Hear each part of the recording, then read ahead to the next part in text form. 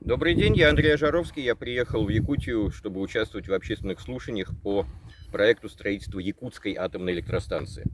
Я являюсь принципиальным противником атомной энергетики, но вот у якутского проекта есть серия специфических проблем, которые его отличают от любого другого.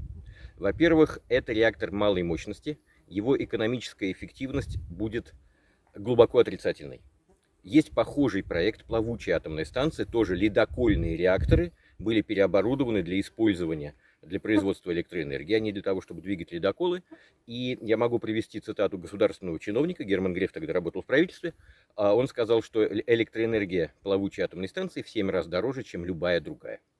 Я понимаю, что такое северный завоз, я понимаю, что такое возить уголь или сжиженный природный газ за 1000 километров, но миф о том, что атомная энергетика будет дешевая здесь, это, конечно, не соответствует действительности. Атомная энергетика дешевая до тех пор, пока правительство ее субсидирует.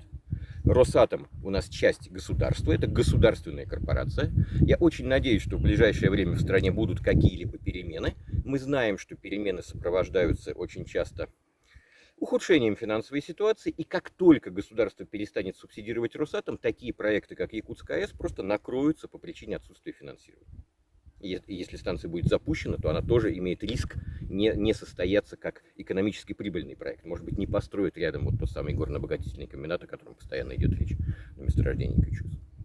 Но я вернусь к экологическим проблемам. Это было чисто экономическое, я бы так сказал, организационное, потому что вот в России, когда атомная энергетика в руках государства, атомная энергетика исключена из рыночных отношений. Она не конкурирует с другими способами получения электроэнергии. Это дает ей необоснованные преимущества, что мы, собственно говоря, и видим, поэтому такие безумные проекты, как плавучая атомная станция или вот это вот якутская происходит.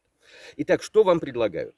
Это адаптированные для использования на суше реакторы ледокольного типа. Маломощные реакторы, он называется РИТМ-2000, ну такое наименование, если кто-то хочет погуглить, посмотрите. И действительно такой реактор реализован, точнее 2 реактора стоят на ледоколе Арктика. Но работают они всего лишь около года. Это недостаточно для того, чтобы понять характеристики вот этой реакторной установки, недостаточно для того, чтобы понять надежность и, конечно, недостаточно для того, чтобы оценить безопасность. Про безопасность. Я приехал к вам из Подмосковья. Представляете, как из Москвы смотрят на Якутию? Это вдали. И поэтому не жалко здесь использовать Якутию, и в частности Усть-Куйгу, как площадку для экспериментов. Это экспериментальный реактор. Давайте честно признаемся, ни одной такой реакторной установки в мире нету, ни одной такой реакторной установки в России нету.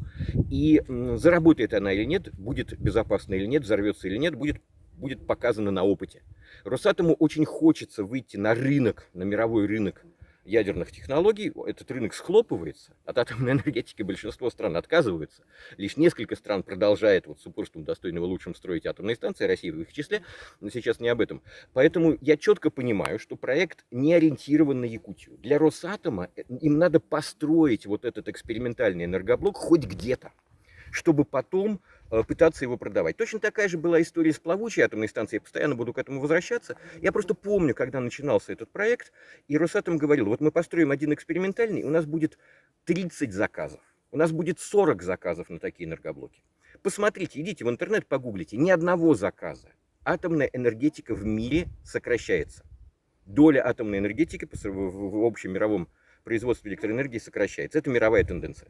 Ну, Росатом работает против этой тенденции, но они сделали убыточный проект плавучей атомной станции. Его как бы не закрыли, она работает, но нету вот этой серии, которую они хотели продавать в Индонезию, в Китай, еще куда-то. Нету этого. Примерно то же самое ждет и вот этот вот реактор РИТМ-2000, который могут построить в Усть-Куйге. Основные проблемы общие для любой атомной электростанции. Проблемы радиоактивных отходов. Ваша электростанция будет производить радиоактивные отходы, которые нужно будет захоранивать где-то здесь, ну, в Якутии, потому что вот опыт российский, что могильники строятся прямо рядышком с атомными станциями. Посмотрите на Ленинградскую атомную станцию, там прямо на промплощадке могильник. Посмотрите, я часто участвую в слушаниях по атомным станциям, всегда место размещения радиоактивных отходов и даже место постоянного размещения близко с этим. У вас будет могильник, поздравляю.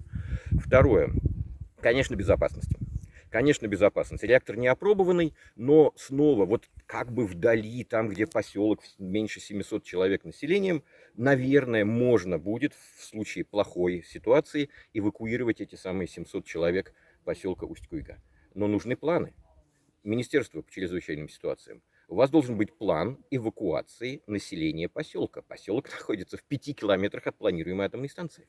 Что такое план? Это нужно, чтобы было понятно, какие силы и средства выводят людей из опасной зоны, если что-то случится.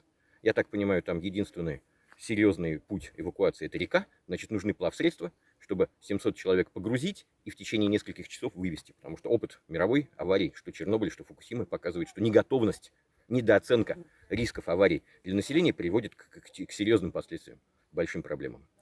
Радиоактивные отходы, риск аварий и экономика. Сказал 3 вещи, которые для меня делают эту атомную станцию крайне подозрительным проектом. И главное, атомная станция работает на ископаемом топливе. Ядерное топливо делается на основе урана. Уран добывают, например, в Курганской области. Я там был, я видел загрязненный, политый урановым раствором площади, где его урановый раствор выкачивают из-под земли. Наиболее варварский метод добычи — подземное вычелачивание. Здесь, на юге Якутии, посмотрите, что было, когда было пробные добычи урановой руды. Вот вынутые из-под земли радиоактивные породы лежат и создают, в общем-то, проблемы, создают угрозы. То есть ядерная энергетика ни в коем случае не является ни экологически приемлемой, ни экономически обоснованной. И ровно поэтому я и другие люди с похожими убеждениями считают, что атомные станции России не нужны, и намного будет лучше и приятнее жизнь в стране и дешевле электроэнергии, если от атомных станций мы будем отказываться, как это уже сделали в Германии, в Италии, в Литве, во многих других странах мира.